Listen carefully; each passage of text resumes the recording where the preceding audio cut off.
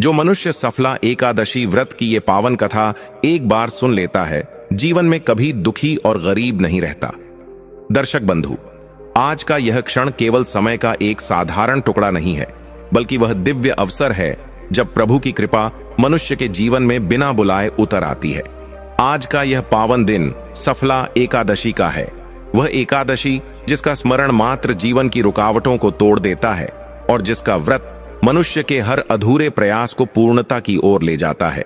शास्त्रों में कहा गया है कि जब भाग्य साथ नहीं देता, जब परिश्रम के बाद भी निराशा हाथ लगती है, तब सफला एकादशी का व्रत और उसकी कथा मनुष्य के जीवन में नई आशा का संचार करती है। बहुत कम लोग जानते हैं कि सफला एकादशी केवल उपवास का नाम नहीं है, बल्कि यह आत्मशुद्धि, धैर्य और विश्वास की परीक्षा है। यह वह दिन है जब प्रभु श्री हरि विष्णु अपने भक्त की पुकार को बिना विलंब सुने लेते हैं। कहा जाता है कि जो व्यक्ति श्रद्धा और विश्वास के साथ इस एकादशी की कथा को सुनता है, उसके जीवन में लंबे समय से चली आ रही बाधाएं स्वयं मार्ग छोड़ देती हैं। उसके दुख, उसके कष्ट, उसकी असफलताएं धीरे धीरे पिघलने लगती हैं, जैसे सूर्य की किरणों से कोहरा मिट जाता है। दर्शक बंधु, यह कथा केवल कानों से सुनने के लिए नहीं है, बल्कि हृदय से अनुभव करने के लिए है।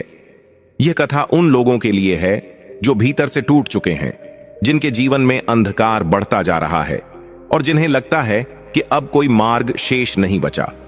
शास्त्रों में स्पष्ट कहा गया है कि सफला एकादशी की कथा सुनने मात्र से मनुष्य के संचित पाप क्षीण होने लगते हैं और जीवन में शुभता का प्रवेश होने लगता है। आज आप जिस पावन कथा को सुनने जा रहे हैं, उसमें केवल घटनाएं नहीं हैं, बल्कि छिपी हुई वे शिक्षाएं हैं जो मनुष्य को कर्म, धर्म और भक्ति का वास्तविक अर्थ समझाती हैं।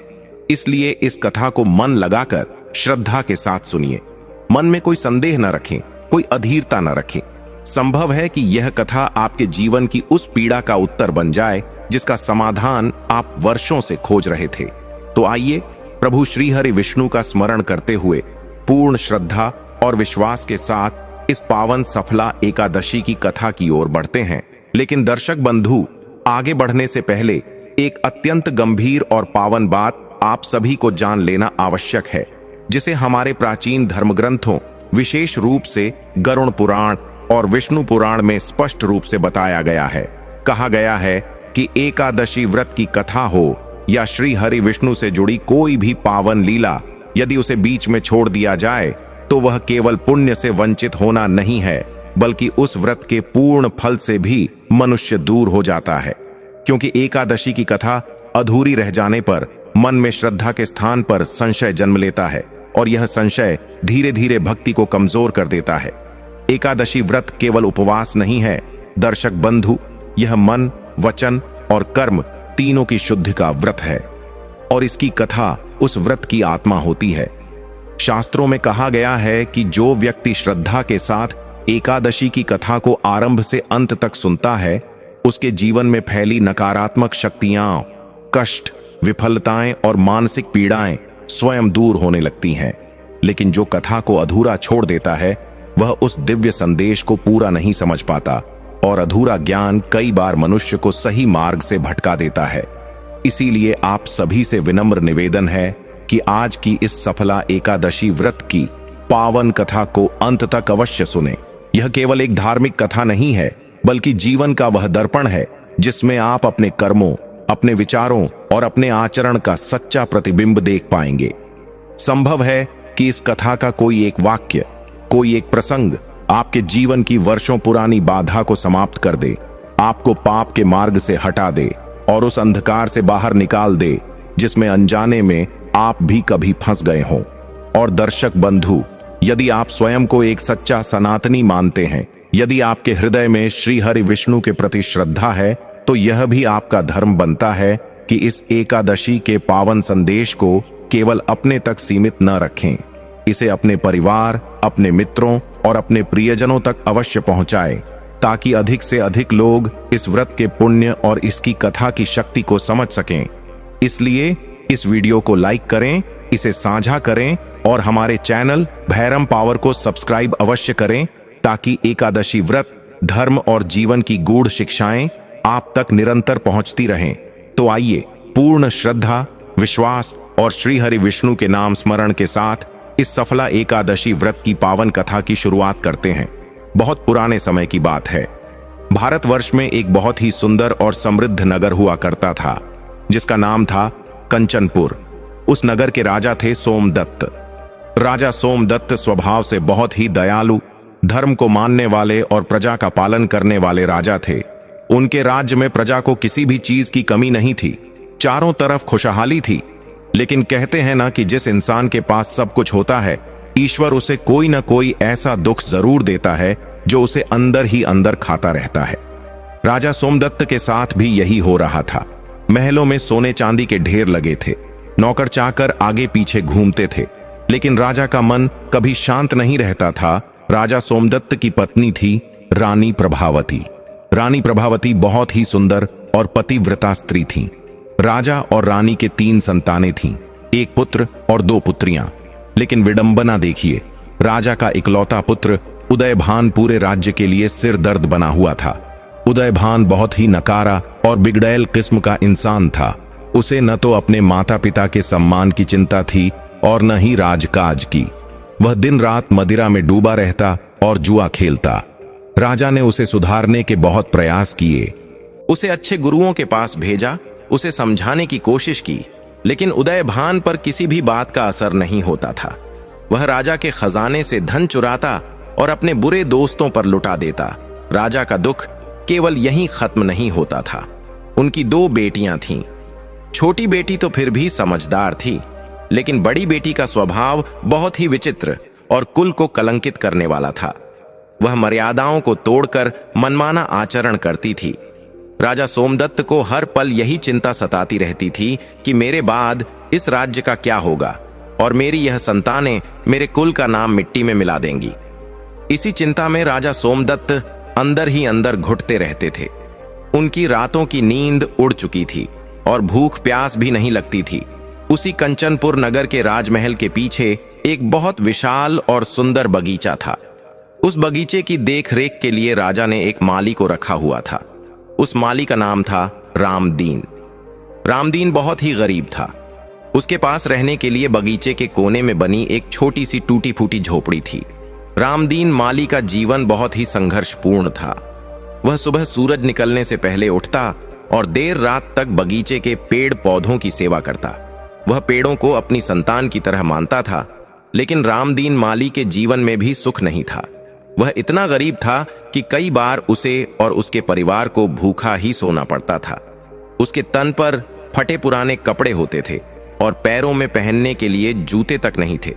इतनी गरीबी के बाद भी रामदीन के मुख पर कभी शिकायत नहीं रहती थी।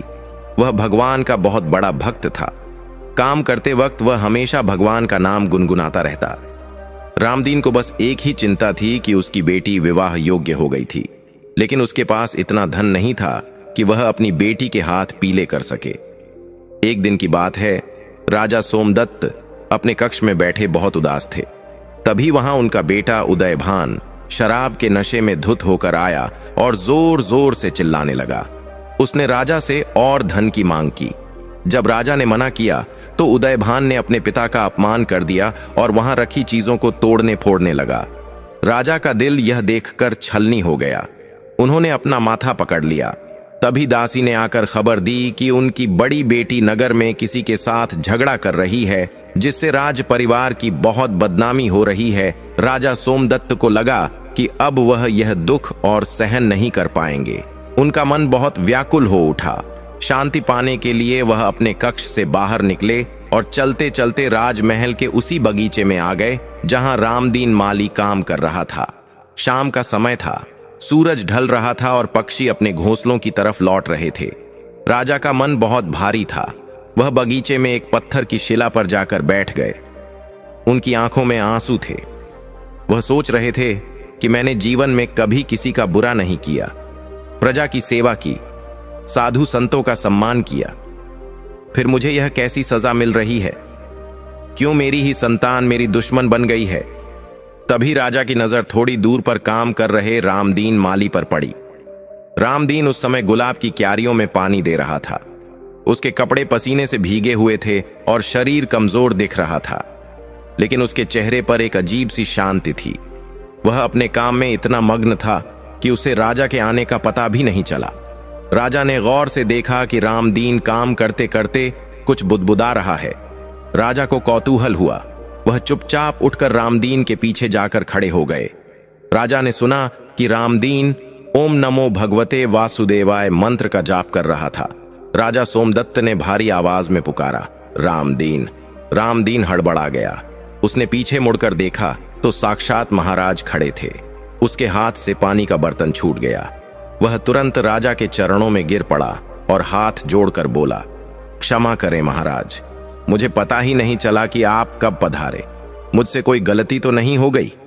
राजा सोमदत्त ने उसे उठाया और कहा, नहीं रामदीन, तुमने कोई गलती नहीं की है। मैं तो बस मन की शांति खोजने यहां आया था। मैंने देखा कि तुम इतनी गरीबी और कष्ट में होकर भी भगवान का नाम ले रहे हो और तुम्हारे चेहरे पर इतनी शांति है, जबकि मेरे पास सब कुछ है, फिर भी मैं अशांत हूं। रामदीन ने सिर झुकाकर कहा, महाराज, सुख और दुख तो मन के वहम हैं। भगवान की भक्ति में जो रस है वह किसी और चीज में नहीं। लेकिन महाराज, आप इतने दुखी क्यों लग रहे हैं? आपके चेहरे का तेज आज फीका क्यों पड़ गया है? राजा सोमदत्त का दुख उमड़ पड़ा। एक गरीब माली के सामने राजा ने अपना दिल खोल दिया। उन्होंने बताया, रामदीन, मेरी संतान ही मेरा काल बन गई है। मेरा बेटा उदयभान दुराचारी हो गया है। वह मेरी मृत्यु का इंतजार कर रहा है ताकि गद्दी पर बैठ सके। मेरी बेटी कुल की मर्यादा को मिट्टी में मिला रही है। रानी प्रभावती दिन रात रोती रहती हैं।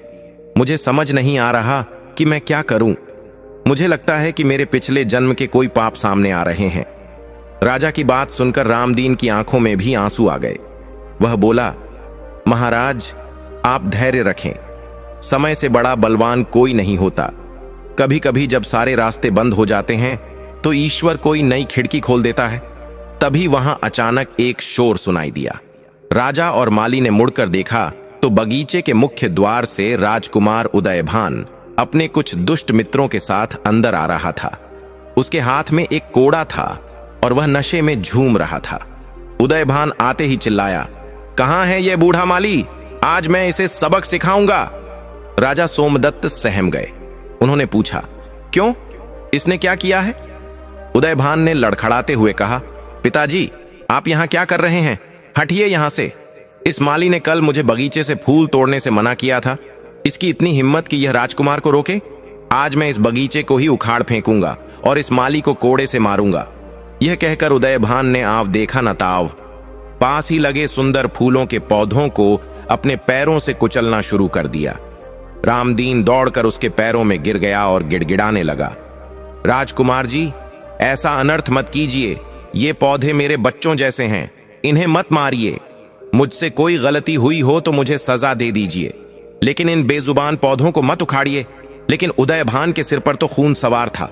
उसने एक जोर की लात रामदीन के सीने पर मारी।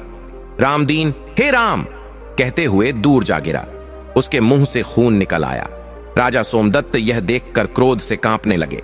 वह चिल्लाए, उदयभान, अपनी हद में रहो। यह क्या बदतमीजी है? उदयभान हंसा और बोला, महाराज, आप तो चुप ही रहिए। आप तो बूढ़े हो चुके हैं। अब राजकाज और फैसले मेरे चलेंगे। यह कहकर उसने अपने दोस्तों को इशारा किया और वे सब मिलकर बगीचे को तहस नहस करने लगे।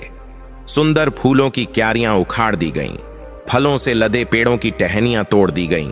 देखते ही देखते उस सुंदर बगीचे को शमशान जैसा बना दिया गया।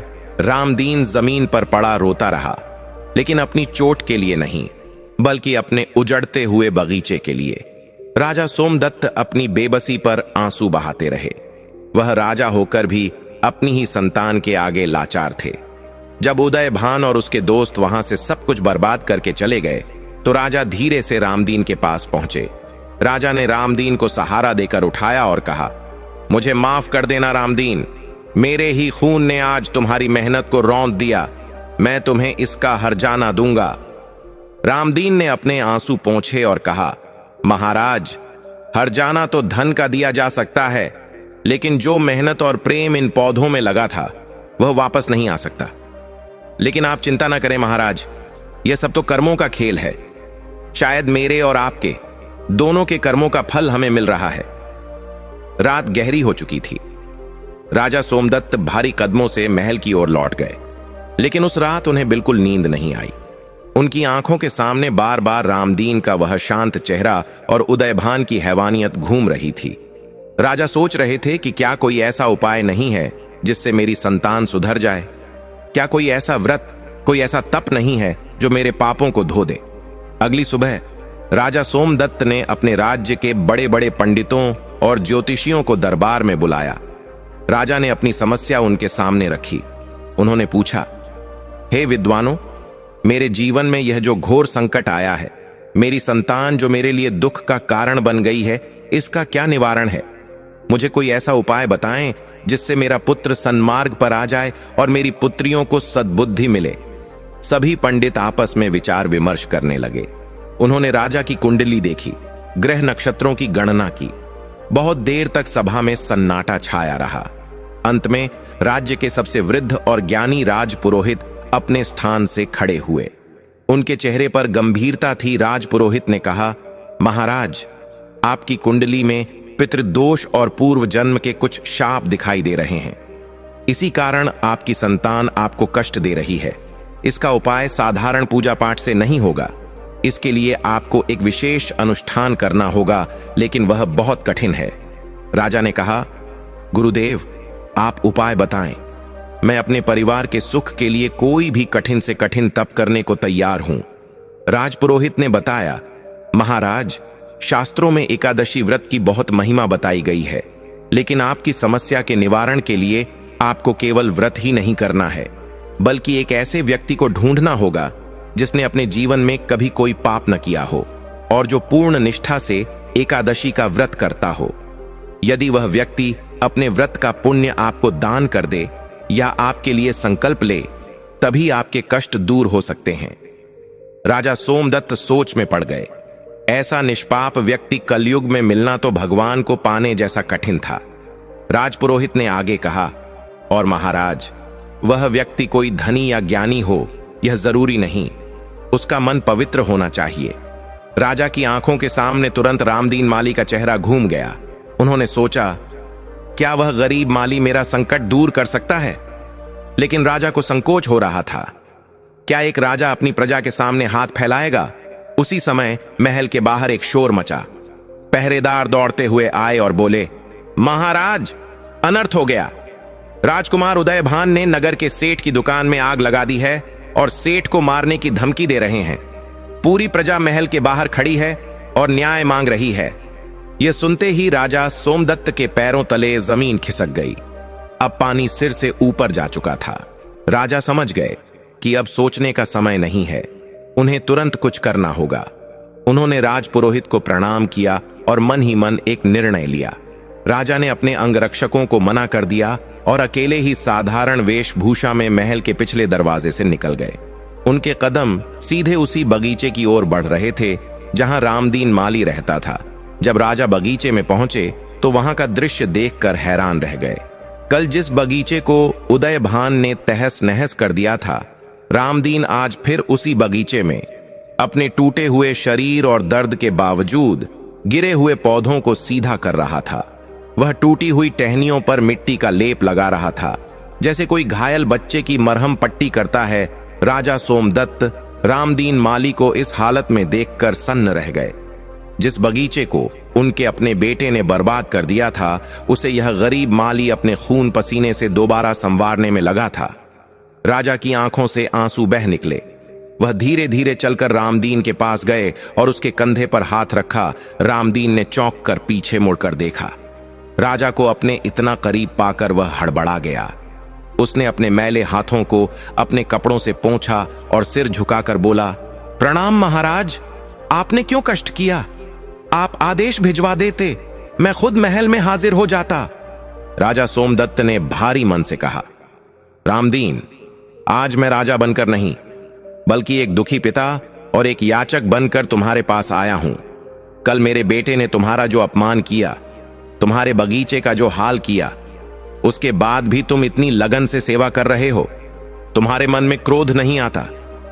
रामदीन ने बड़ी विनम्रता से उत्तर दिया, महाराज, क्रोध तो आग की तरह होता है, जो दूसरों को जलाने से पहले खुद उसी बर्तन को जलाता है जिसमें वह रखा होता है। राजकुमार अभी नादान हैं, उन पर बुरी संगति का असर है।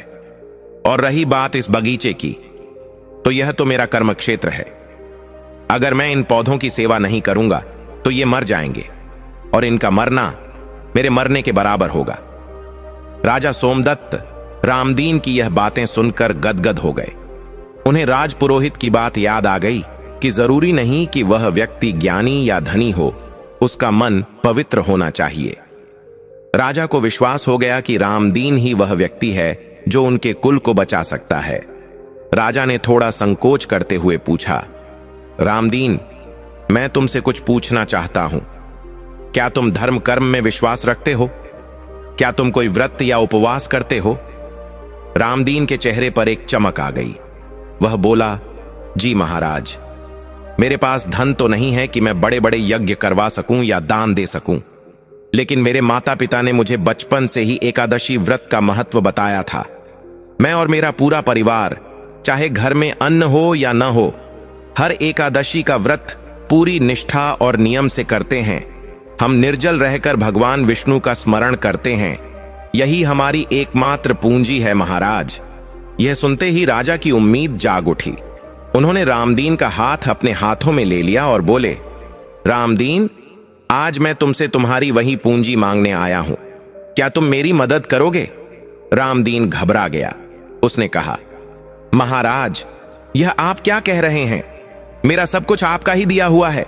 यह शरीर, यह प्राण सब आपके हैं। आप हुक्म कीजिए, मुझे क्या करना है? राजा ने कहा, रामदीन, मेरे राजपुरोहित ने बताया है कि मेरे पुत्र उदयभान और मेरी पुत्रियों के ऊपर जो पाप का साया है वह तभी हट सकता है जब कोई निष्पाप व्यक्ति जो सच्चे मन से एकादशी का व्रत करता हो, अपने व्रत का पुण्य उन्हें दान कर दे। मेरे पास दौलत है, सेना है, लेकिन पुण्य की वह शक्ति नहीं है जो तुम्हारे पास है। क्या तुम अपने एकादशी व्रत का फल मेरे बेटे के सुधार के लिए दे सकते हो? रामदीन की आंखों में पानी भर आया। उसने एक पल भी नहीं सोचा और तुरंत बोला, महाराज, अगर मेरे छोटे से व्रत के पुण्य से राजकुमार का जीवन सुधर सकता है, राज्य का भला हो सकता है, तो इससे बड़ा सौभाग्य मेरे लिए और क्या होगा। मैं तैयार हूं महाराज, मुझे बताइए क्या करना है। राजा सोमदत्त का मन भर आया।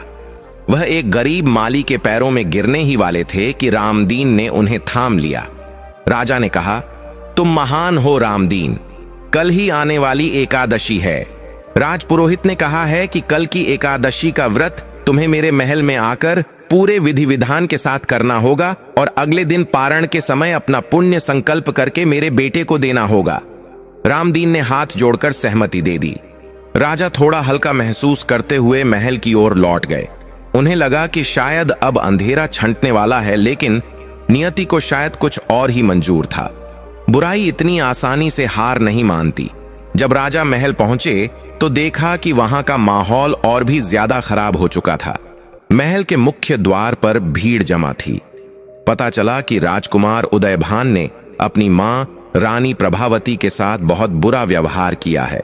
उसने शराब के नशे में अपनी मां के आभूषण छीनने की कोशिश की और जब रानी ने मना किया तो उन्हें धक्का दे दिया। रानी अपने कक्ष में बेहोश पड़ी थीं और राजवैद्य उनका उपचार कर रहे थे। राजा सोमदत्त दौड़ते हुए रानी के कक्ष में पहुंचे। रानी का चेहरा पीला पड़ गया था।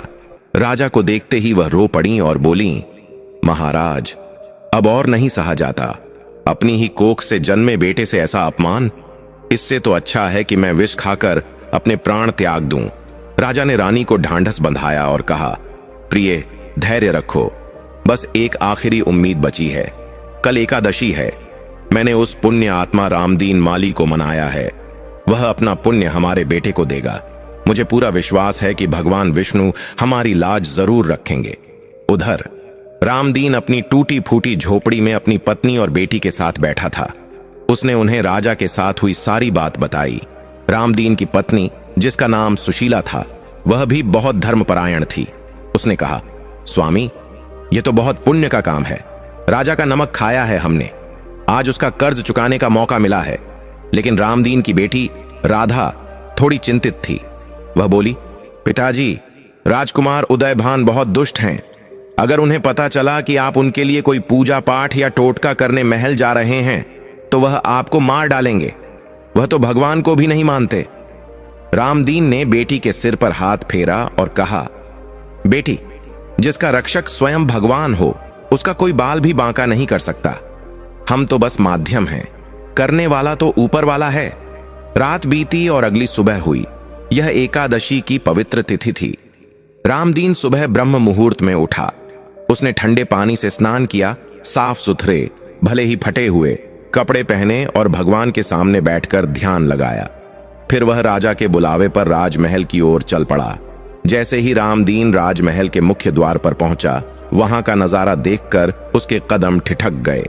द्वार पर पहरेदार नहीं थे, बल्कि राजकुमार उदयभान अपने दोस्तों के साथ शराब की महफिल जमाए बैठा था।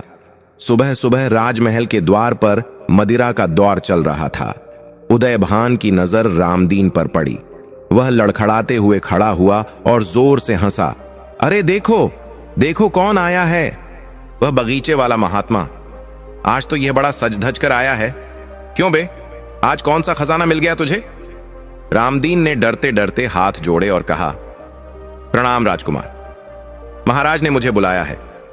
उदयभान का चेहरा गुस्से से लाल हो गया। वह चिल्लाया, पिताजी ने बुलाया है? जरूर मेरे खिलाफ कोई कान भरने आया होगा। कल मैंने तुझे छोड़ दिया था, लेकिन आज तू खुद अपनी मौत चलकर मेरे पास आया है। उदयभान ने अपनी तलवार म्यान से निकाल ली। उसके दोस्त उसे उकसाने लगे, हां राजकुमार, खत्म कर दो इसे। यह गरीब होकर भी हम लोगों को आंखें दिखाता है। रामदीन मन ही मन भगवान विष्णु का जाप करने लगा। उसने सोचा कि शायद मेरे प्राणों का अंत यहीं लिखा है। उदयभान तलवार लेकर रामदीन की ओर बढ़ा। रामदीन ने अपनी आंखें बंद कर लीं, तभी अचानक महल के अंदर से एक शंखनाद की आवाज आई। वह आवाज इतनी तीव्र और पवित्र थी कि वातावरण गूंज उठा। उदयभान, जो नशे में था, उस आवाज से चौंक गया और उसका पैर फिसल गया। वह मुंह के बल जमीन पर गिर पड़ा। उसके हाथ से तलवार छूटकर दूर जा गिरी। यह शंखनाद राजा सोमदत्त ने पूजा के लिए किया था, लेकिन संयोग ऐसा था कि इसने रामदीन की जान बचा ली। उदयभान के दोस्तों ने उसे उठाया। उदयभान को चोट लगी थी और उसका नशा थोड़ा कम हुआ था, लेकिन गुस्सा 7वें आसमान पर था।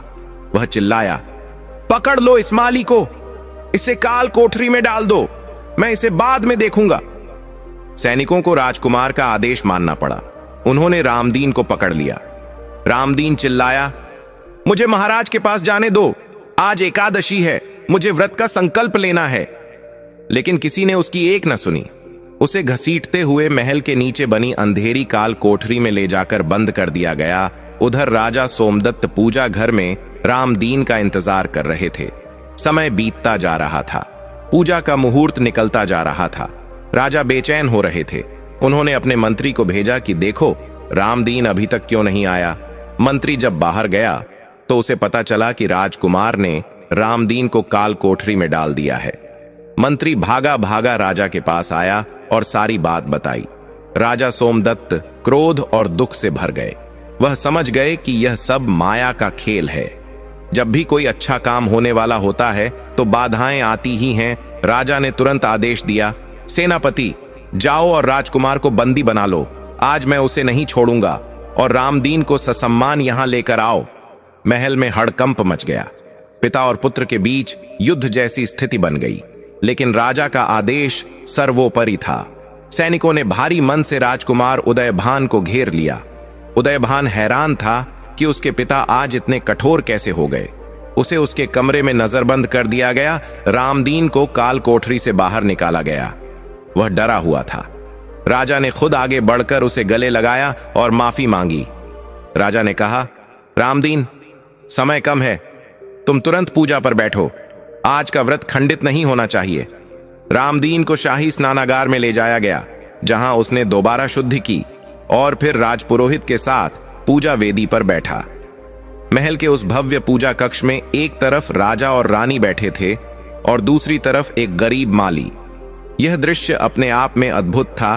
रामदीन ने तुलसी दल हाथ में लेकर संकल्प लिया, हे श्री हरि, हे जगत के पालनहार, मैं रामदीन आज की इस पावन एकादशी का व्रत मन, वचन और कर्म से पूरी पवित्रता के साथ करने का संकल्प लेता हूँ। मेरे जीवन भर के जितने भी पुण्य हैं और आज के इस व्रत से जो भी फल प्राप्त होगा, वह मैं राजा सोमदत्त के पुत्र और उनके परिवार के कल्याण के लिए समर्पित करने का भाव रखता हूँ। जैसे ही रामदीन ने यह संकल्प लिया, पूजा कक्ष के दिए की लौ अचानक तेज हो गई। पूरे कक्ष में एक भीनी भीनी सुगंध फैल गई। ऐसा लगा मानो देवताओं ने उस संकल्प को स्वीकार कर लिया हो। पूरा दिन रामदीन ने राजमहल में ही बिताया। उसने अन्न तो दूर, जल की एक बूंद भी ग्रहण नहीं की। वह पूरा समय भगवान के कीर्तन में मग्न रहा। राजा और रानी भी उसके साथ वहीं बैठे रहे।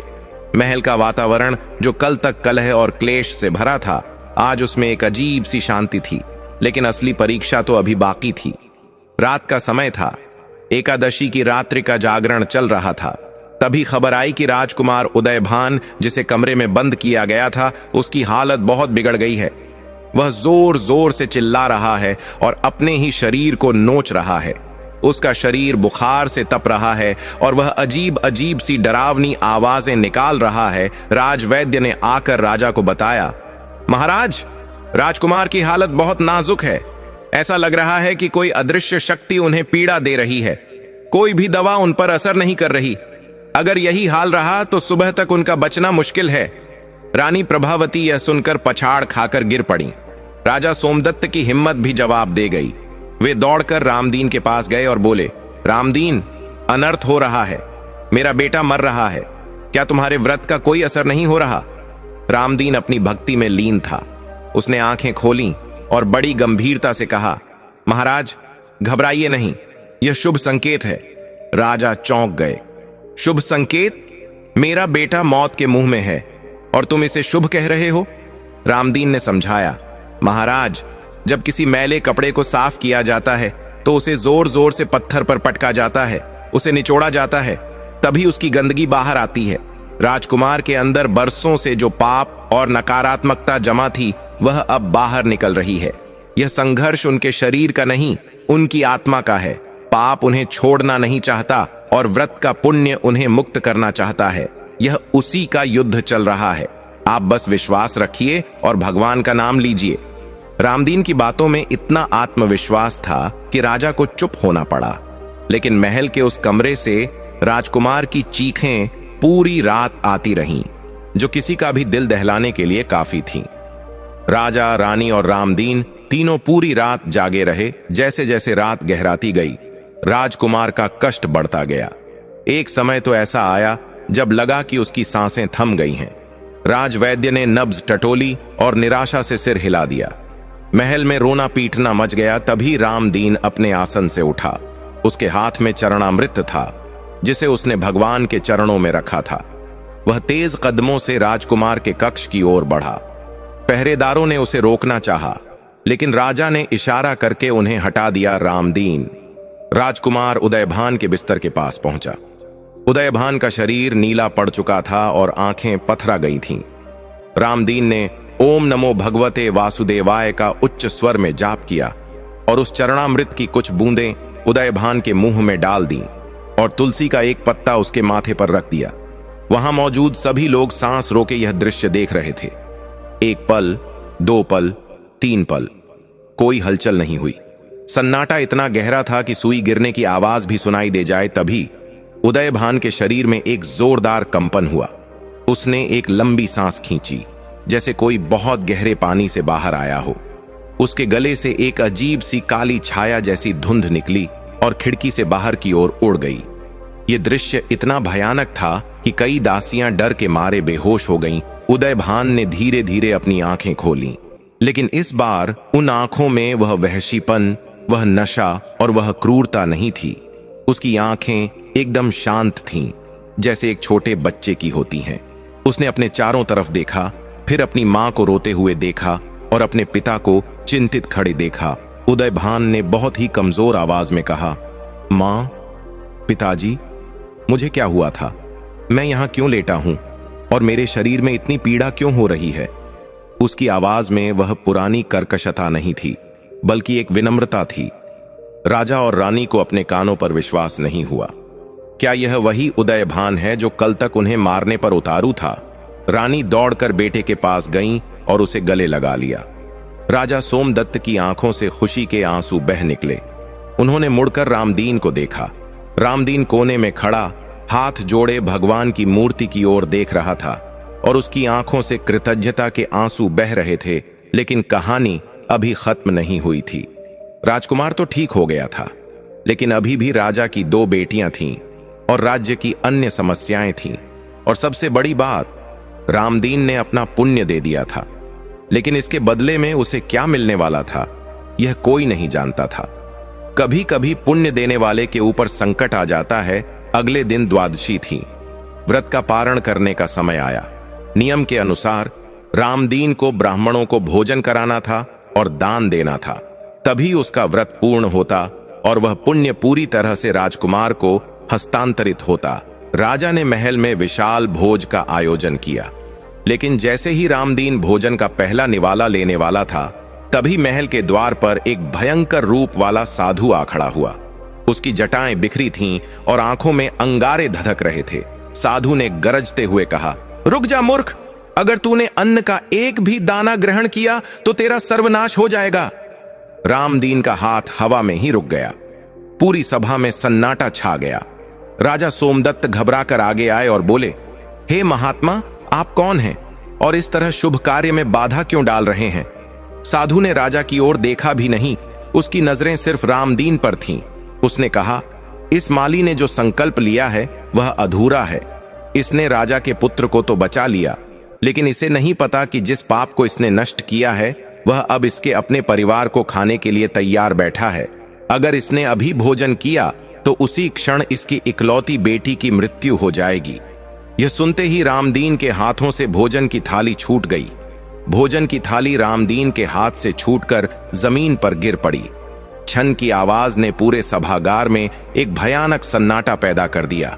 महल में खुशियों का जो माहौल बना था वह एक पल में मातम में बदल गया। राजा सोमदत्त, रानी प्रभावती और वहां मौजूद सभी दरबारी उस भयानक साधु की ओर देखने लगे जिसके शब्दों ने रामदीन को हिलाकर रख दिया था। रामदीन के होंठ कांप रहे थे। उसने लड़खड़ाते हुए पूछा, महात्मा, आप यह क्या कह रहे हैं? मेरी बेटी राधा, उसका इस व्रत से क्या लेना देना? मैंने तो अपने पुण्य राजकुमार को दिए हैं, पाप तो नहीं।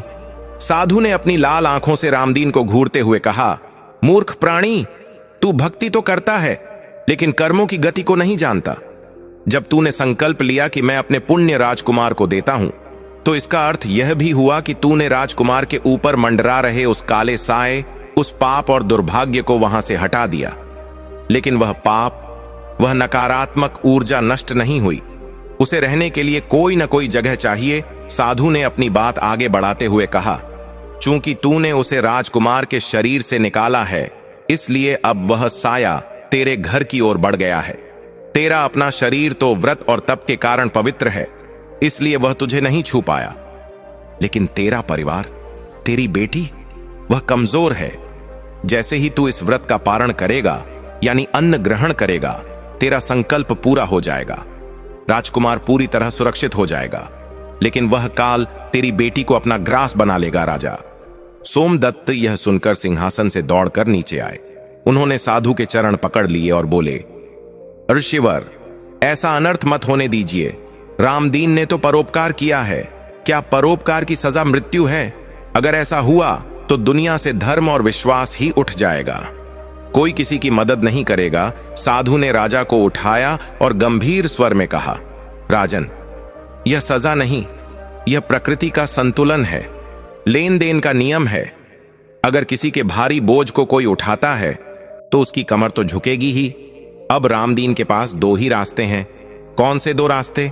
रामदीन ने रोते हुए पूछ। साधु ने उंगली उठाकर कहा, पहला रास्ता, तू अभी इसी वक्त अपना संकल्प तोड़ दे, अन्न ग्रहण मत कर, कह दे कि मुझे अपना पुण्य वापस चाहिए। ऐसा करते ही राजकुमार फिर से उसी नर्क में चला जाएगा। वह फिर से पागल और दुराचारी हो जाएगा, शायद मर भी जाए, लेकिन तेरी बेटी बच जाएगी। और दूसरा रास्ता? राजा ने घबराहट में पूछ। दूसरा रास्ता यह है कि रामदीन अन्न ग्रहण कर ले, व्रत पूरा हो जाएगा, राजकुमार हमेशा के लिए सुधर जाएगा, उसका जीवन उज्जवल हो जाएगा। लेकिन उसी क्षण रामदीन की बेटी के प्राण निकल जाएंगे। अब निर्णय रामदीन को करना है, पुत्र मोह या वचन, स्वार्थ या परमार्थ। यह सुनकर पूरी सभा में हड़कंप मच गया। यह कैसी परीक्षा थी? एक तरफ राजा का इकलौता बेटा और राज्य का भविष्य था, और दूसरी तरफ एक गरीब की इकलौती बेटी और उसका बुढ़ाप। राजा सोमदत्त की आंखों में आंसू आ गए। उन्होंने रामदीन के हाथ पकड़ लिए और कहा, रामदीन, मैं स्वार्थी नहीं हो सकता। मैं एक राजा हूं, मेरा धर्म प्रजा की रक्षा करना है। मैं अपनी खुशी के लिए तुम्हारी गोद सूनी नहीं कर सकता। मत खाओ यह अन्न, तोड़ दो अपना संकल्प। मेरे बेटे के भाग्य में जो लिखा है उसे भोगने दो। जाओ, अपनी बेटी को बचा लो। रानी प्रभावती भी सिसकते हुए बोली, हां भैया रामदीन, तुम अपनी बेटी के पास जाओ। हमें ऐसा जीवन नहीं चाहिए जो किसी की बलि लेकर मिले। रामदीन वहां खड़ा खड़ा कांप रहा था। उसकी आंखों के सामने अपनी लाडली बेटी राधा का चेहरा घूम रहा था। वह बेटी जिसे उसने फूलों की तरह पाला था, जो उसकी गरीबी में भी हमेशा मुस्कुराती रहती थी। आज उसके जीवन की डोर रामदीन के हाथ में थी, बस एक निवाला और सब खत। लेकिन फिर रामदीन को अपना धर्म याद आया। उसने भगवान विष्णु की मूर्ति की ओर देखा। उसे लगा मानो भगवान उससे पूछ रहे हैं, रामदीन, क्या तेरी भक्ति कच्ची है? क्या तू अपने वचन से फिर जाएगा? रामदीन ने एक गहरी सांस ली। उसके चेहरे के भाव बदल गए। उसने अपने आंसुओं को पोंछा और राजा के हाथ को अपने हाथों में लेकर कहा, महाराज, आप मुझे शर्मिंदा मत कीजिए। रघुकुल की रीति है, प्राण जाए पर वचन न जाए। मैंने भगवान के सामने संकल्प लिया है, अगर मैं आज पीछे हट गया तो कल कोई भी गरीब किसी अमीर पर, कोई भी सेवक अपने स्वामी पर और कोई भी भक्त अपने भगवान पर भरोसा नहीं करेगा। राजा ने चिल्लाया, नहीं रामदीन, यह पागलपन है। मैं तुम्हें आज्ञा देता हूं, तुम यह अन्न नहीं खाओगे। रामदीन ने पहली बार राजा की आज्ञा का उल्लंघन किया। वह मुस्कुराया, एक बहुत ही दर्दनाक मुस्कान। वह बोला, महाराज, यह शरीर आपका गुलाम हो सकता है, लेकिन मेरी आत्मा तो मेरे गोविंद की है, और मेरे गोविंद कहते हैं कि दूसरों के लिए प्राण देना ही सबसे बड़ा धर्म है। एक माली अगर बगीचे को बचाने के लिए अपने एक फूल की बलि नहीं देगा तो वह माली कैसा? यह कहकर रामदीन ने जमीन पर गिरी हुई थाली को छोड़कर पास ही रखे एक दूसरे पात्र से तुलसी का पत्ता और चरणामृत उठाए साधु एकटक उसे देख रहा था। राजा और रानी चिल्लाते रहे, रुक जाओ रामदीन, रुक जाओ। लेकिन रामदीन ने अपनी आंखें बंद की। मन ही मन अपनी बेटी राधा से माफी मांगी। मुझे माफ कर देना बेटी, तेरे पिता के लिए उसका धर्म तुझसे बड़ा हो गया।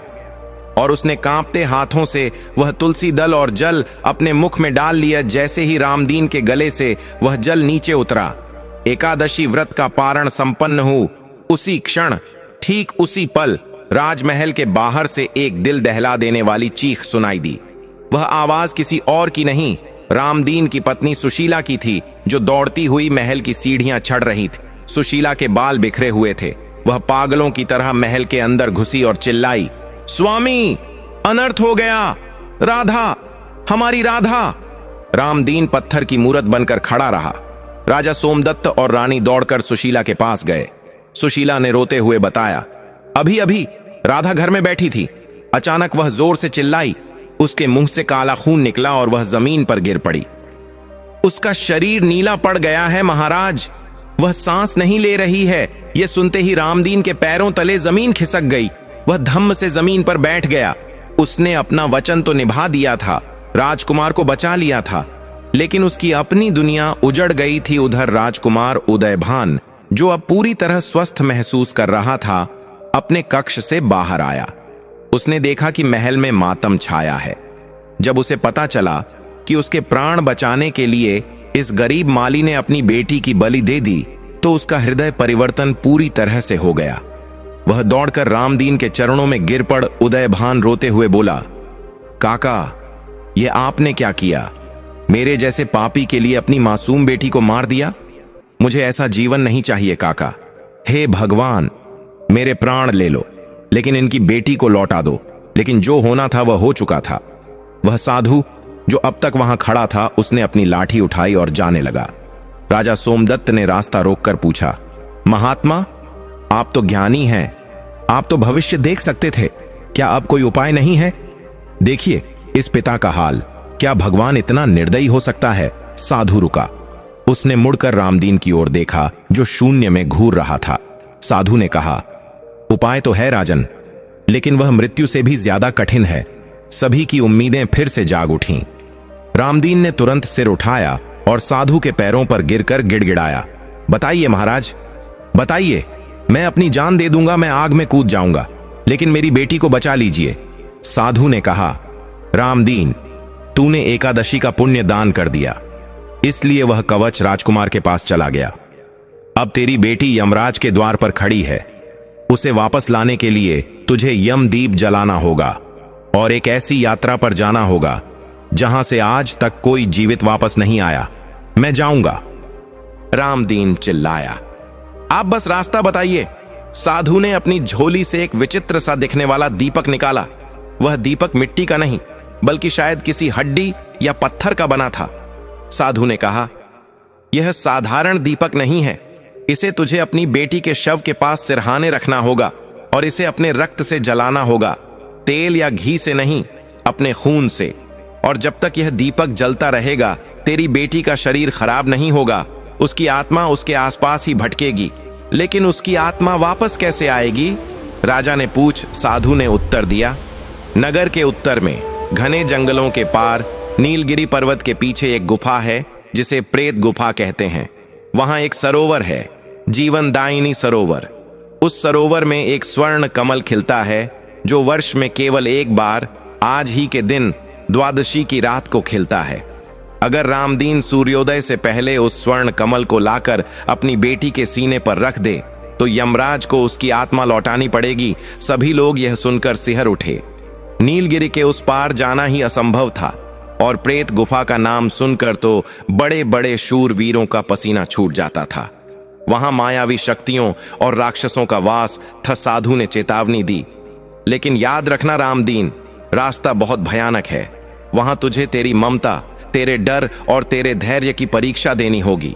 अगर तू सूर्योदय से एक पल भी लेट हुआ तो वह कमल मुरझा जाएगा और तेरी बेटी हमेशा के लिए चली जाएगी।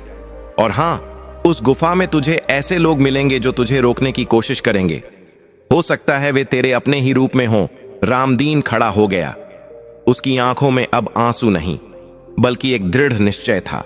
उसने कहा, मैं जाऊंगा, अपनी बेटी के लिए मैं पाताल तक जा सकता हूं, यह तो फिर भी धरती है। राजा सोमदत्त ने कहा, रामदीन, तुम अकेले नहीं जाओगे, मैं अपनी पूरी सेना तुम्हारे साथ भेजूंगा। मेरा बेटा उदयभान भी तुम्हारे साथ जाएगा। साधु ने जोर से हंसते हुए कहा, मूर्खता मत करो राजन, वहां सेना या तलवारें काम नहीं आती, वहां केवल तपोबल और सत्य काम आता है। रामदीन को अकेले ही जाना होगा। अगर कोई और साथ गया तो वह कमल कभी नहीं दिखेगा। रामदीन ने राजा को प्रणाम किया और कहा, महाराज, आप मेरी पत्नी और मेरे शरीर, बेटी की रक्षा कीजिएगा। मैं वादा करता हूं, या तो मैं अपनी राधा को लेकर लौटूंगा या फिर वहीं अपने प्राण त्याग दूंगा। राजा ने नम आंखों से उसे विदा किया। रामदीन ने अपनी पत्नी को ढांढस बंधाया और तुरंत अपनी झोपड़ी की ओर दौड़ा जहां उसकी बेटी का निर्जीव शरीर पड़ा था। उसने साधु के कहे अनुसार अपने हाथ में चीरा लगाया और अपने रक्त से उस विचित्र दीपक को जलाया। दीपक की लौ नीले रंग की थी। उसने अपनी बेटी के माथे को चूमा और बोला, मैं आ रहा हूं राधा, अपनी सांसों को थामे रखना बेटी। इसके बाद रामदीन ने अपना लोटा और कमंडल उठाया और उत्तर दिशा की ओर दौड़ पड़ा। दोपहर ढल चुकी थी, शाम होने वाली थी और रास्ता बहुत लंबा था। जंगल घना और खतरनाक था। जैसे ही रामदीन नगर की सीमा पार करके जंगल में घुसा, उसे अजीब अजीब सी आवाजें सुनाई देने लगीं। हवाएं तेज हो गईं और पेड़ों की शाखें ऐसे हिलने लगीं मानो उसे डरा रही हो। थोड़ी दूर जाने पर उसे सामने एक बहुत बड़ी नदी दिखाई दी। नदी का पानी काले रंग का था और उसमें बड़े बड़े मगरमच्छ मुंह खोले तैर रहे थे। पुल कहीं नहीं था। पार जाने का कोई रास्ता नहीं दिख रहा था। समय बीत रहा था। रामदीन ने भगवान विष्णु का नाम लिया और नदी में पैर डालने ही वाला था कि पीछे से किसी ने उसे पुकारा, पिताजी रुक जाइए, रामदीन चौंक गया। ये आवाज, ये तो उसकी बेटी राधा की आवाज था। उसने पीछे मुड़कर देखा। वहां राधा खड़ी थी, बिल्कुल जीवित और स्वस्थ। वह मुस्कुरा रही थी। राधा ने कहा, पिताजी, आप कहां जा रहे हैं? देखिए, मैं ठीक हो गई हूं। वह साधु झूठ बोल रहा था। मुझे छोड़कर मत जाइए, मुझे डर लग रहा है। रामदीन की खुशी का ठिकाना न रहा। वह दौड़कर अपनी बेटी को गले लगाने के लिए आगे बढ़ा, लेकिन तभी उसके कदम रुक गए। उसे साधु की बात याद आई। वहां तुझे ऐसे लोग मिलेंगे जो तुझे रोकने की कोशिश करेंगे। वे तेरे अपने ही रूप में हो सकते हैं। रामदीन ने गौर से देखा। राधा के पैर जमीन पर नहीं टिके थे, वे हवा में झूल रहे थे और उसकी आंखों में पुतलियां नहीं थीं। रामदीन समझ गया कि यह माया है। उसका दिल रो रहा था, लेकिन उसने अपनी आंखें बंद कर लीं और जोर से चिल्लाया, नहीं, तू मेरी राधा नहीं है। मेरी राधा जीवन और मृत्यु के बीच लटक रही है। हट जा मेरे रास्ते से। जैसे ही रामदीन ने यह कहा, वह राधा एक भयानक चुड़ैल के रूप में बदल गई और डरावनी हंसी हंसते हुए हवा में गायब हो गया। रामदीन का पसीना छूट गया। यह तो बस शुरुआत थी। उसने नदी पार करने के लिए इधर उधर देखा। उसे नदी के किनारे एक टूटी हुई नाव दिखाई दी, जिसका नाविक एक कंकाल था। कंकाल ने अपनी सूखी हड्डियों को खड़खड़ाते हुए पूछा, नदी पार करनी है मुसाफिर, किराया लगेगा? रामदीन ने कहा, मेरे पास धन नहीं है। कंकाल हंसा, धन नहीं चाहिए, मुझे तेरा मांस चाहिए। अपने शरीर का एक हिस्सा मुझे खाने को दे, तभी मैं तुझे उस पार ले जाऊंगा। रामदीन उस भयानक कंकाल की बात सुनकर एक पल के लिए सिहर उठा। नदी पार करने का किराया उसके शरीर का मांस। एक साधारण इंसान होता तो शायद अपनी जान बचाने के लिए पीछे हट जाता, लेकिन रामदीन तो एक पिता था जो अपनी बेटी की जान बचाने निकला था। उसके लिए अपने शरीर का महत्व अपनी बेटी की सांसों के आगे कुछ भी नहीं था। रामदीन ने बिना समय गंवाए पास पड़ा एक नुकीला पत्थर उठाया। उसकी आंखों में डर नहीं, बल्कि एक अजीब सी चमक थी। उसने कंकाल नाविक की ओर देखा और दृढ़ता से कहा, हे नाविक, अगर मेरे मांस से मेरी बेटी का जीवन बच सकता है तो यह सौदा मुझे मंजूर है। ले लो मेरा मांस, लेकिन मुझे जल्दी उस पार पहुंचा दो। कंकाल नाविक अपनी खाली कोठरों से उसे घूरता रहा। उसे विश्वास नहीं हो रहा था कि कोई इंसान इतना भी त्यागी हो सकता है। रामदीन ने हे प्रभु कहकर अपनी बाईं जांघ पर वह नुकीला पत्थर रखा और जोर से दबा दिया। एक तेज दर्द की लहर उसके पूरे शरीर में दौड़ गई। उसने अपने दांत भींच लिए ताकि चीख बाहर न निकले। खून की धारा बह निकली। उसने अपनी जांघ से मांस का एक टुकड़ा काटकर कांपते हाथों से उस कंकाल एक की ओर बढ़ा दिया। कंकाल ने वह मांस का टुकड़ा लिया और जोर से हंसा। उसकी हंसी नदी के काले पानी में गूंज उठी। उसने कहा, बैठ जा मुसाफिर, तेरा यह त्याग व्यर्थ नहीं जाएगा। आज तक मैंने केवल लालची और पापी मनुष्यों को देखा था, लेकिन आज पहली बार किसी पिता का प्रेम देख रहा हूं। रामदीन लड़खड़ाते हुए उस टूटी हुई नाव में बैठ गया। उसका पैर बुरी तरह से लहूलुहान था। खून लगातार बह रहा था। दर्द इतना था कि आंखों के आगे अंधेरा छा रहा था, लेकिन उसने अपनी धोती से घाव को कसकर बांध लिया। नाव धीरे धीरे उस काले पानी को चीरती हुई आगे बढ़ने लगी। नदी में तैर रहे मगरमच्छ नाव के चारों तरफ चक्कर लगा रहे थे, लेकिन कंकाल की मौजूदगी के कारण वे हमला करने की हिम्मत नहीं कर रहे थे। कुछ ही देर में नाव दूसरे किनारे पर पहुंच गई। कंकाल ने कहा, जाओ रामदीन, लेकिन याद रखना, आगे का रास्ता इससे भी कठिन है। यह नदी तो केवल शरीर की परीक्षा थी, आगे तेरी आत्मा की परीक्षा होगी। रामदीन ने लड़खड़ाते हुए जमीन पर पैर रखा। पैर रखते ही उसके घाव में असहनीय पीड़ा हुई। वह गिर पड़ा। उसे लगा कि अब वह एक कदम भी नहीं चल पाएगा। उसकी आंखों के सामने अंधेरा छाने लगा। उसे लगा कि यहीं प्राण निकल जाएंगे। तभी उसे अपनी बेटी राधा का चेहरा याद आया। उसे वह दीपक याद आया जो उसने अपने खून से जलाया था। उसने सोचा, अगर मैं यहां रुक गया तो वह दीपक बुझ जाएगा और मेरी बेटी हमेशा के लिए अंधेरे में खो जाएगी। इस विचार ने उसमें नई ऊर्जा भर दी।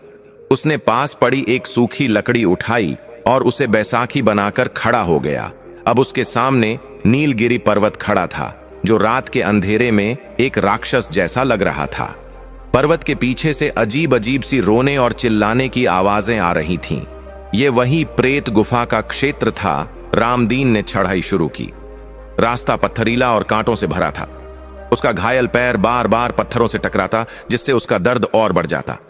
पसीने और खून से लथपथ रामदीन बस एक ही रट लगाए हुए था, राधा, राधा, मैं आ रहा हूं।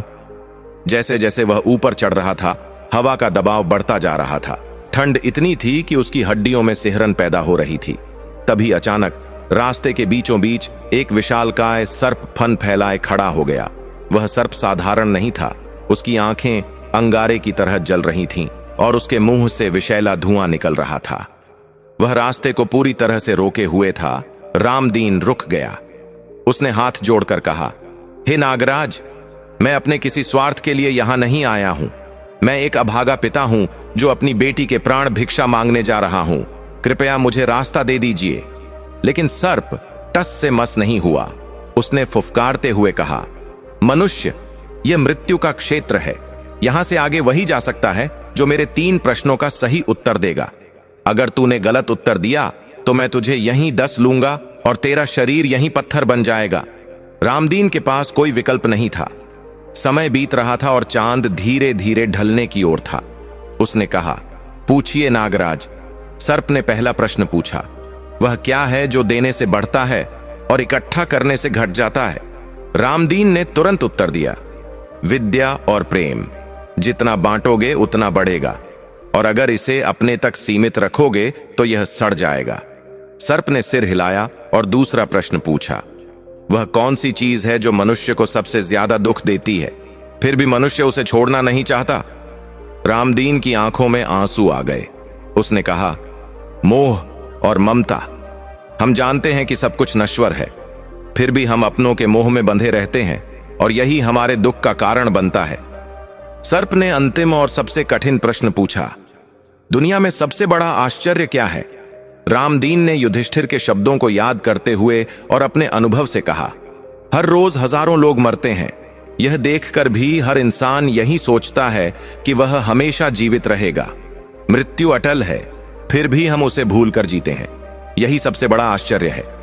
तीनों उत्तर सुनकर सर्प का क्रोध शांत हो गया। उसने अपना फन नीचे कर लिया और धीरे धीरे एक सुंदर मानव आकृति में बदल गया। वह कोई सर्प नहीं बल्कि वन देवता थे जो रामदीन की बुद्धि की परीक्षा ले रहे थे। उन्होंने कहा, धन्य हो रामदीन, तुम्हारी सत्यता और ज्ञान ने मुझे प्रसन्न किया। मैं तुम्हें आगे जाने की अनुमति देता हूं, लेकिन सावधान रहना, गुफा के द्वार पर तुम्हारी सबसे बड़ी कमजोरी तुम्हारा इंतजार कर रही है। यह कहकर वे अंतर्ध्यान हो गए। रामदीन ने राहत की सांस ली और अपनी यात्रा फिर शुरू की। पहाड़ की चोटी पर पहुंचकर उसे सामने एक गहरी खाई के उस पार एक गुफा दिखाई दी। गुफा के अंदर से हल्का नीला प्रकाश आ रहा था। वही प्रेत गुफा थी। गुफा तक पहुंचने के लिए खाई के ऊपर एक बहुत पुराना और कमजोर रस्सियों का पुल था। हवा इतनी तेज चल रही थी कि पुल झूले की तरह झूल रहा था। नीचे अथाह गहराई थी, जहां गिरने का मतलब था शरीर का पता भी न चलना। रामदीन ने अपनी बैसाखी को कसकर पकड़ा और उस हिलते हुए पुल पर पहला कदम रखा। पुल चरमराया। हर कदम पर ऐसा लगता कि रस्सी टूट जाएगी। नीचे से डरावनी आवाजें आ रही थीं, गिर जा, गिर जा, तेरा कोई नहीं है। जब रामदीन पुल के बीच में पहुंचा तो अचानक तेज आंधी चलने लगी। पुल जोर जोर से हिलने लगा। रामदीन ने रस्सियों को जकड़ लिया। तभी उसे लगा कि कोई रस्सी काट रहा है। उसने देखा कि पुल के दूसरे छोर पर 2 छायाकृतियां खड़ी हैं जो रस्सियों को पत्थर से घिस रही हैं। रामदीन चिल्लाया, रुको, मत काटो। जब उन छायाकृतियों ने चेहरे ऊपर किए तो रामदीन के होश उड़ गए। वे कोई और नहीं बल्कि राजा सोमदत्त और राजकुमार उदयभान के जैसे दिख रहे थे। वह नकली उदयभान हंसा। क्यों माली, तूने मुझे बचाया, लेकिन देख, मैं ही तेरी मौत बन गया। यही दुनिया का नियम है, भलाई का बदला बुराई। रामदीन का दिल टूट गया। क्या यह सच है? क्या राजा ने उसे धोखा दिया?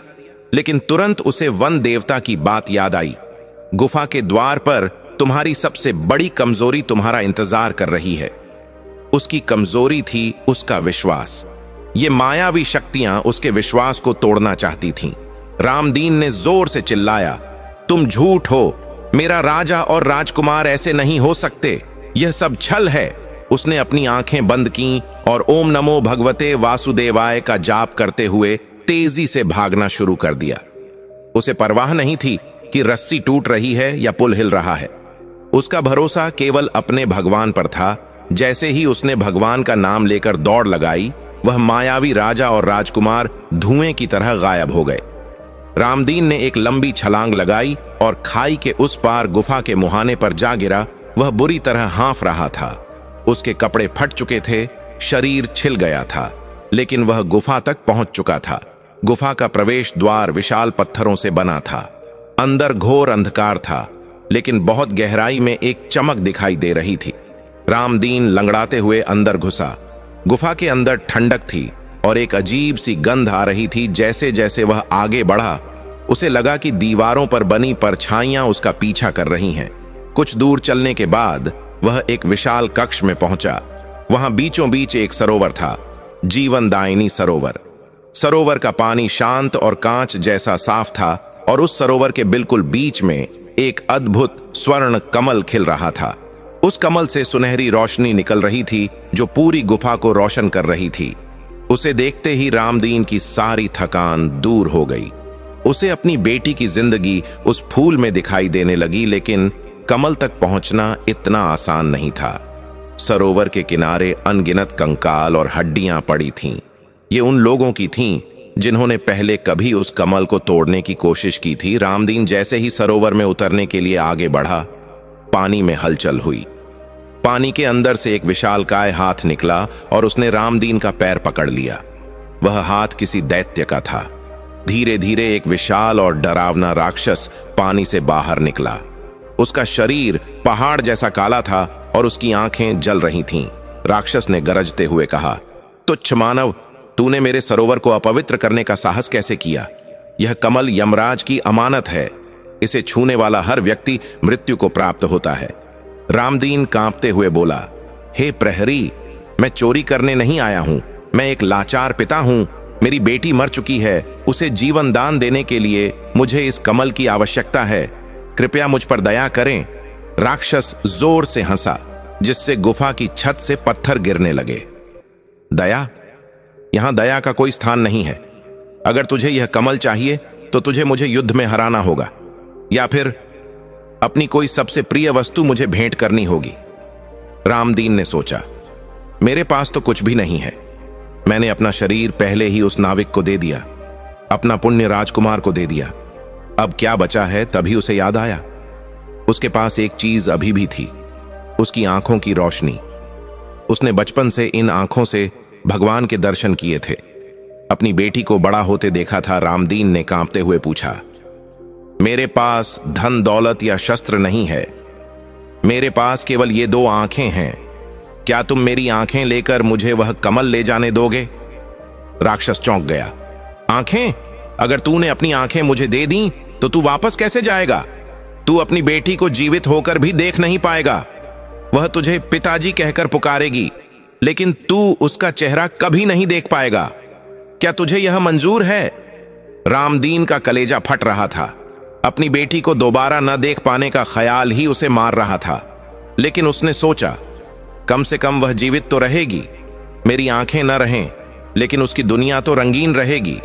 रामदीन ने एक पल के लिए अपनी आंखें बंद कीं, अपनी बेटी का मुस्कुराता हुआ चेहरा याद किया और फिर दृढ़ता से बोला, हां, मुझे मंजूर है। ले लो मेरी आंखें, लेकिन मुझे वह कमल दे दो। राक्षस रामदीन के पास आया। उसके हाथ में एक तेज धार वाला हथियार था। गुफा के अंदर का माहौल एकदम थम सा गया था। रामदीन अपनी आंखें खुली रखकर उस भयानक राक्षस की ओर देख रहा था। उसके चेहरे पर मौत का डर नहीं, बल्कि एक पिता का असीम प्रेम था। राक्षस ने अपना विशाल हथियार हवा में लहराया और पूरी ताकत से रामदीन की आंखों की ओर वार किया। रामदीन ने पलक तक नहीं झपकाई, लेकिन जैसे ही वह हथियार रामदीन के चेहरे को छूने वाला था, अचानक वहां एक चमचमाती हुई रोशनी प्रकट हुई। वह रोशनी इतनी तेज थी कि राक्षस चीखता हुआ पीछे हट गया। रामदीन को लगा कि अब उसका अंत आ गया है, लेकिन उसे कोई दर्द महसूस नहीं हुआ। जब रोशनी थोड़ी कम हुई तो रामदीन ने देखा कि सामने कोई राक्षस नहीं था और न ही वह कंकाल वाला सरोवर था। वहां साक्षात भगवान विष्णु अपने चतुर्भुज रूप में गरुड़ पर सवार होकर मुस्कुरा रहे थे। वह स्वर्ण कमल अब सरोवर में नहीं बल्कि प्रभु के हाथ में शोभा पा रहा था। रामदीन की आंखों से आंसुओं की धारा बह निकली। वह दंडवत होकर भगवान के चरणों में गिर पड़ा और बोला, हे प्रभु, आप, यह कैसी लीला है? भगवान विष्णु ने अपनी गंभीर और मधुर वाणी में कहा, उठो रामदीन, मैं तुम्हारी परीक्षा ले रहा था। जो नाविक तुमसे मांस मांग रहा था, जो सर्प तुमसे प्रश्न पूछ रहा था और जो राक्षस तुम्हारी आंखें मांग रहा था, वे सब मेरी ही माया थीं। मैं देखना चाहता था कि एक पिता का प्रेम और एक भक्त का त्याग किस हद तक जा सकता है। भगवान ने आगे कहा, तुमने एकादशी का व्रत करके उसका पुण्य राजा के बेटे को दिया। यह तुम्हारा धर्म था, लेकिन अपनी बेटी को बचाने के लिए तुमने अपनी आंखें तक देने का निर्णय लिया। यह तुम्हारा प्रेम था। जहां धर्म और प्रेम दोनों मिल जाते हैं, वहां मुझे आना ही पड़ता है। भगवान ने वह स्वर्ण कमल रामदीन के हाथों में देते हुए कहा, जाओ वत्स, यह कमल ले जाओ। तुम्हारी बेटी की आयु अभी शेष है, और हां, तुम्हारा शरीर जिसे तुमने क्षत विक्षत कर दिया था, वह अब पूरी तरह स्वस्थ हो जाएगा। देखते ही देखते रामदीन के पैर का घाव भर गया। उसकी जांघ का मांस वापस आ गया और उसकी थकान मिट गई। भगवान अंतर ध्यान हो गए। रामदीन ने उस कमल को सीने से लगाया और बिजली की गति से गुफा से बाहर दौड़ा। अब उसके रास्ते में न कोई खाई थी, न कोई जहरीला सर्प और न ही वह काली नदी। प्रभु की कृपा से रास्ता एकदम साफ हो गया था। रामदीन हवा से बातें करता हुआ जंगल पार कर रहा था, लेकिन उधर नगर में समय बहुत कम बचा था। पूर्व दिशा में आसमान का रंग हल्का लाल होने लगा था। सूर्योदय होने ही वाला था। रामदीन की झोपड़ी में मातम छाया हुआ था। वह विचित्र दीपक जो रामदीन ने अपने खून से जलाया था, अब बुझने के कगार पर था। उसकी लौ फड़फड़ा रही थी। सुशीला अपनी बेटी राधा के शव को गोद में लिए बैठी रो रही थी। राजा सोमदत्त और रानी प्रभावती भी वहीं बैठे थे। राजकुमार उदयभान, जो अब पूरी तरह सुधर चुका था, दरवाजे पर खड़ा होकर आसमान की ओर देख रहा था। उसकी आंखों में आंसू थे। वह बार बार कह रहा था, अगर काका समय पर नहीं आए तो मैं अपने प्राण दे दूंगा। यह सब मेरे कारण हुआ है। अचानक दीपक की लौ एकदम धीमी हो गई, जैसे बस बुझने ही वाली हो। सुशीला चीख पड़ी, हे भगवान, अब क्या होगा? सूर्य निकलने वाला है। तभी दूर से किसी के दौड़ने की आवाज आई। राधा, राधा! सबने मुड़कर देखा। रामदीन हाथ में चमकता हुआ स्वर्ण कमल ली किसी देवदूत की तरह दौड़ता हुआ आ रहा था। उसके चेहरे पर एक अलौकिक तेज था। हटो, हटो सब लोग! रामदीन चिल्लाया। वह आंधी की तरह झोपड़ी के अंदर घुसा। जैसे ही उसने झोपड़ी में कदम रखा, क्षितिज पर सूरज की पहली किरण दिखाई दी। ठीक उसी पल रामदीन ने वह स्वर्ण कमल अपनी बेटी राधा के सीने पर रख दिया। कमल के स्पर्श करते ही एक चमत्कार हुआ। वह फूल राधा के शरीर में समा गया। एक सुनहरी रोशनी ने राधा के शरीर को ढक लिया। कमरे में मौजूद सभी लोग अपनी आंखों पर हाथ रखने को मजबूर हो गए। अगले ही पल राधा के शरीर में हलचल हुई। उसने एक लंबी सांस ली और अपनी आंखें खोल दी। वह ऐसे उठकर बैठ गई जैसे कोई लंबी नींद से जाग रहा हो। उसने अपने पिता को देखा और मुस्कुराई। पिताजी, आप आ गए। मुझे बहुत डरावना सपना आया था। सुशीला दौड़कर अपनी बेटी से लिपट गई। रामदीन, जो अब तक अपनी हिम्मत बांधे हुए था, बेटी को जीवित देखकर फूट फूट कर रो पड़ा। यह खुशी के आंसू थे। राजा सोमदत्त और रानी प्रभावती हाथ जोड़े खड़े थे। राजकुमार उदयभान रामदीन के पैरों में गिर गया और उसके चरण पकड़कर रोने लगा। काका, मुझे माफ कर दीजिए। मैं जानवर था, आपने मुझे इंसान बना दिया। आपने न केवल मुझे जीवन दान दिया, बल्कि आज इंसानियत का पाठ भी पढ़ाया। रामदीन ने राजकुमार को उठाया और गले लगाया। उसने कहा, राजकुमार, भूल जाओ जो हुआ। यह सब विधि का विधान था। आज से तुम एक नई शुरुआत करो, प्रजा की सेवा करो। यही सबसे बड़ा धर्म है। इस घटना के बाद पूरा कंचनपुर बदल गया। राजा सोमदत्त ने रामदीन को अपना गुरु मान लिया, लेकिन रामदीन ने महल में रहने से मना कर दिया। उसने कहा, महाराज, मैं माली हूं। मेरा काम बगीचे की सेवा करना है। महलों का सुख मेरी भक्ति में बाधा बनेगा। राजा ने उसकी बात मानी, लेकिन उस दिन के बाद से रामदीन और उसका परिवार कभी गरीब नहीं रहा। राजा ने बगीचे के पास ही उनके लिए एक सुंदर पक्का मकान बनवा दिया। और उनकी हर जरूरत का ध्यान रखा, राजकुमार उदयभान पूरी तरह बदल गया। वह अब न शराब पीता था, न जुआ खेलता था। वह दिन रात राजकाज में अपने पिता का हाथ बंटाता और प्रजा के दुख दर्द सुनता।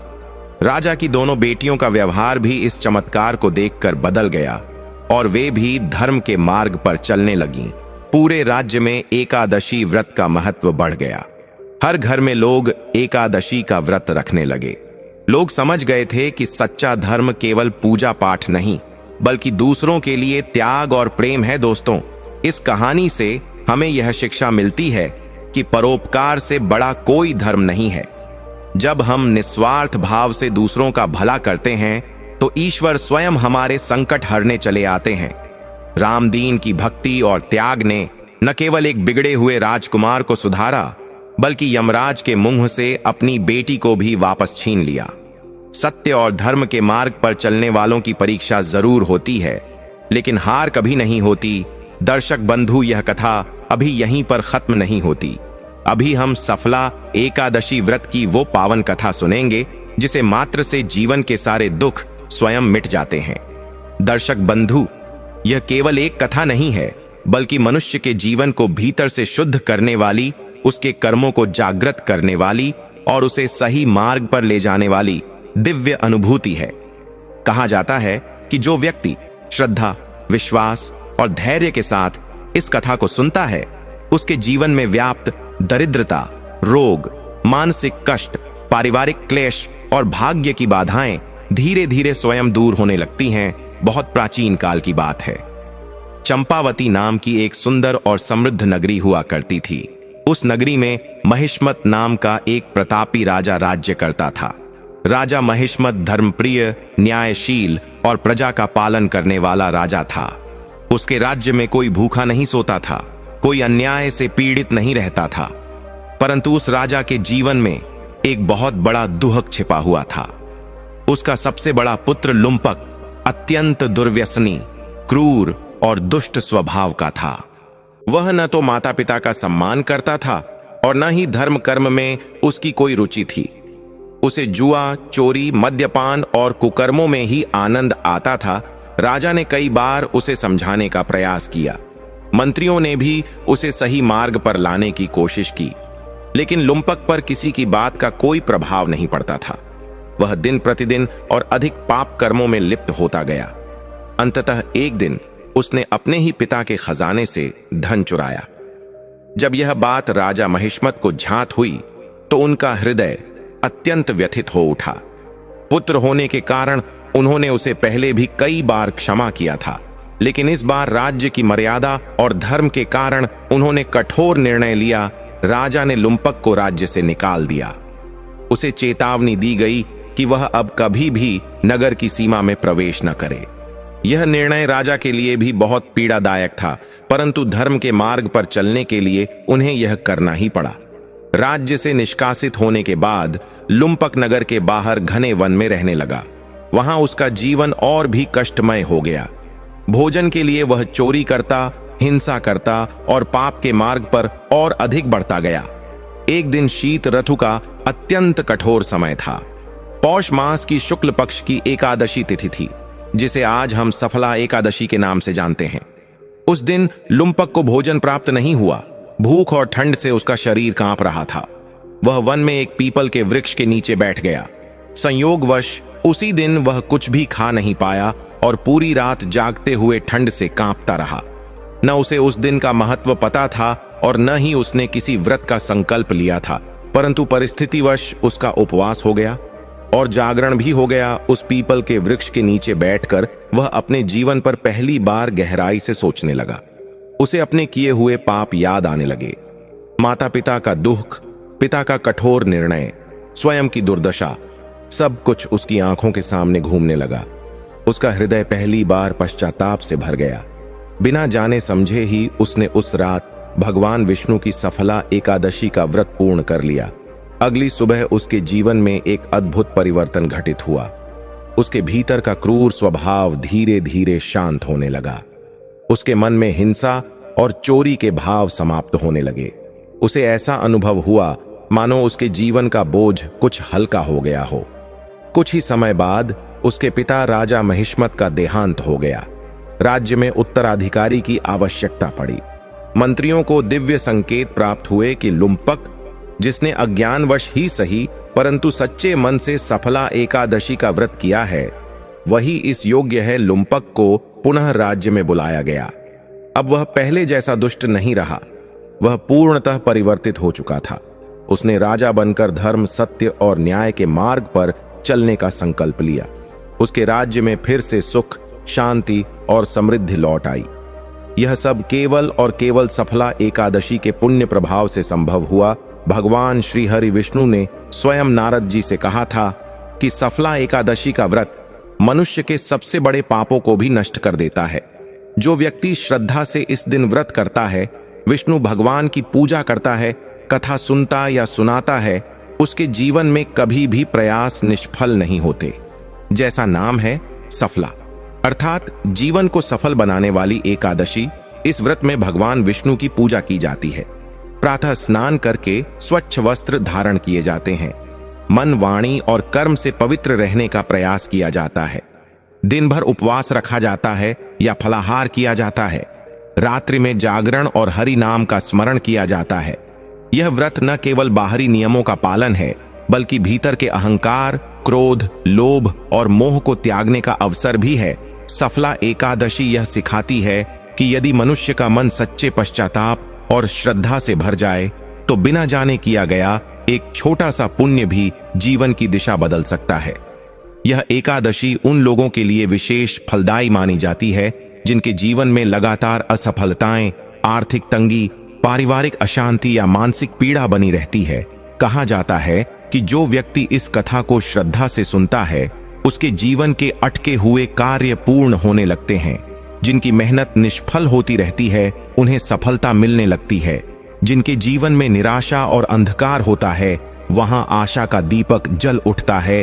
अंत में बस यही कहा जा सकता है कि सफला एकादशी केवल एक व्रत नहीं है, यह आत्मा को शुद्ध करने का अवसर है। यह हमें सिखाती है कि भगवान की कृपा पाने के लिए हमें पूर्ण नहीं, बस सच्चा होना चाहिए। यदि मन शुद्ध हो जाए तो जीवन स्वयं ही सफल हो जाता है। यदि आप इस कथा को सच्चे मन से सुन रहे हैं, तो समझ लीजिए कि भगवान विष्णु की कृपा आप पर भी अवश्य बरस रही है। आपके जीवन के दुख, कष्ट और बाधाएं भी धीरे धीरे स्वयं मिटने लगेंगी।